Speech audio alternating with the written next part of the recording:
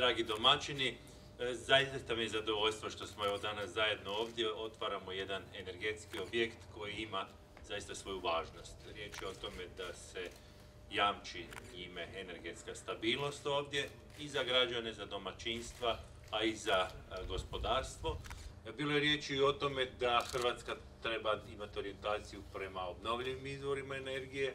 Slažem se, to je vrlo važna komponenta, to je i naša obaveza u okviru Europske unije i siguran sam da će HEP sa investicijama, sa aktivnostima učiniti sve ne samo da ispunimo naše obaveze prema Europskoj uniji, nego prije svega da našim građankama i građanima osiguramo obnovljive izvore energije koje ne utječu na okoliš i koje su zapravo u funkciji energetske stabilnosti i sigurnosti naše domovine. Još jednom čestitam svima na naporu koji ste učinili, na radovima koje ste obavili i na viziji razvoja i ovog kraja i elektroenergetskog sustava. Hvala vam lijepo.